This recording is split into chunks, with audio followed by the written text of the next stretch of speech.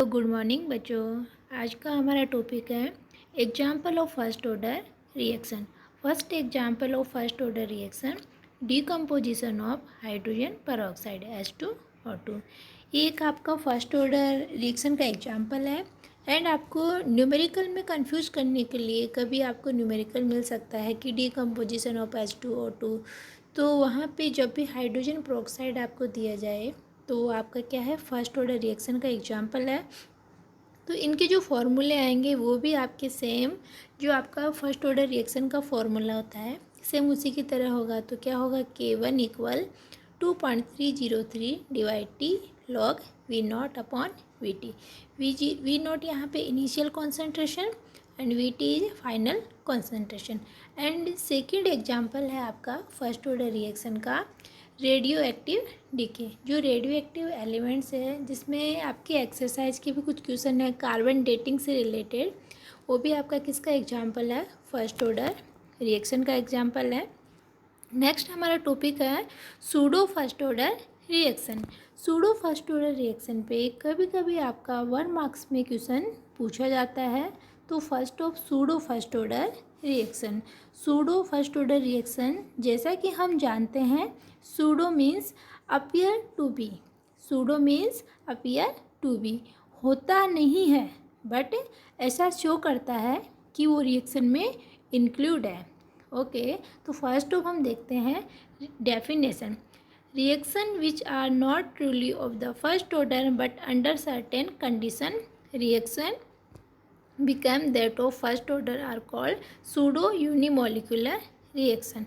First of we take example hydrolysis of ester in presence of acid। हम acid लेंगे, उसका hydrolysis करवाएंगे, कोई भी एस्टर लिया एंड उसका हाइड्रोलाइसिस करवाएंगे in the presence of acid. Okay, तो फर्स्ट एग्जांपल में ethyl acetate CH3 COO(C2H5) react with water in the presence of acid and the formation of acetic acid and ethyl alcohol. From this reaction the rate expression should be। इस reaction के लिए rate law expression के according जो rate होगा वो आपका किस तरीके से लिख सकते हैं, आर यहाँ पे है रेट एंड यहाँ पे प्रपोजनल साइन को जब हम रिमूव करेंगे तो क्या आएगा, के इज कांस्टेंट एंड यहाँ पे ब्रैकेट में फर्स्ट ऑफ हम रिएक्टेंट कॉन्सेंट्रेशन लिखेंगे। तो रिएक्टेंट कॉन्सेंट्रेशन के लिए आपका concentration of ester and concentration of water. Okay, now in this reaction observe water is taken in excess. इस रिएक्शन में आपका जो वाटर है वो एक्सेस में लिया गया है।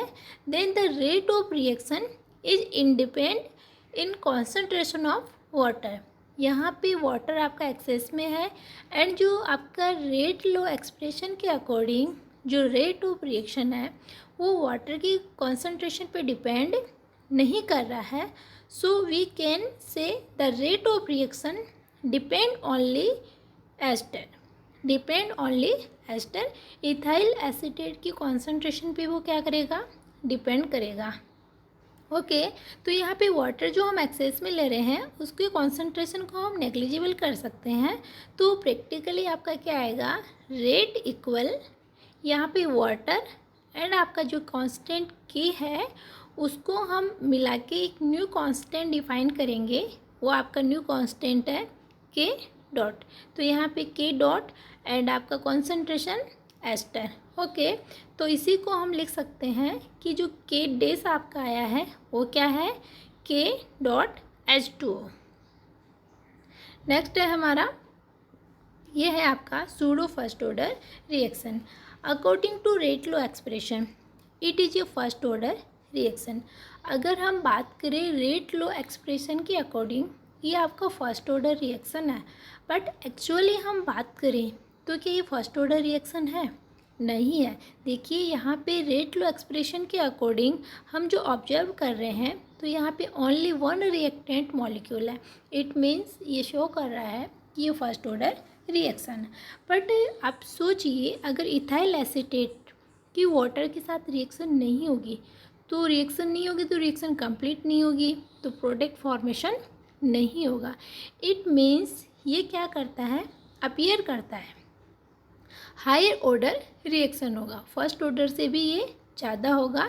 तो हम कह सकते हैं according to rate law expression it is first order reaction, but actually it is a higher order true rate law reaction, because if we take only ethyl acetate then reaction not complete without presence of water.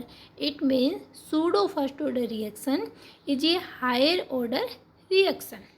कैसी reaction है, higher order reaction, first order से भी उनका ज़्यादा होना चाहिए।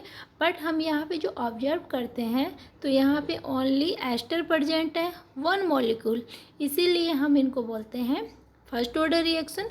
And first order में भी आपका pseudo first order reaction. Next हमारा टॉपिक है factor affecting the rate of a chemical reaction.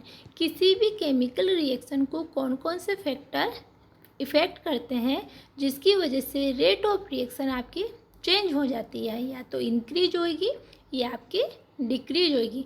First of है nature of reactant. Nature of reactant, ionic substance react much faster than covalent substance. अगर हम ionic compounds की हम बात करें तो आयनिक कंपाउंड में फॉर एग्जांपल NaCl, तो रेट ऑफ रिएक्शन बहुत फास्ट होती है, वहाँ पे रिएक्शन के रेट को आइडेंटिफाई करना भी मुश्किल होता है, इतना फास्ट रिएक्शन होती है।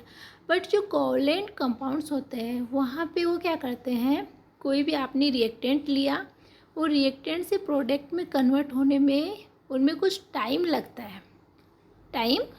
है। तो कोवलेंट कंपाउंड जो है उनमें रिएक्शन की जो रेट है वो रिएक्टेंट पे डिपेंड करती है। नेक्स्ट है कॉन्सेंट्रेशन ऑफ रिएक्टेंट। आप सभी को पता है कि किसी भी रिएक्शन का जो रेट है वो डायरेक्टली प्रोपोर्शनल होता है कॉन्सेंट्रेशन का। Rate of reaction increase, concentration increase, rate of reaction is directly proportional to concentration of reactant. Okay. Third है टेम्परेचर।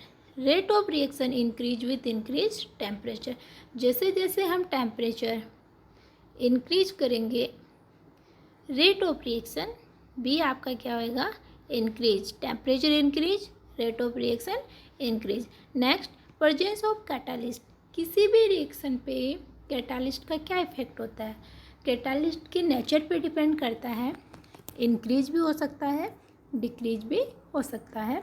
तो प्रेजेंस ऑफ कैटालिस्ट में a catalyst alter the rate of reaction, depend on nature of catalyst.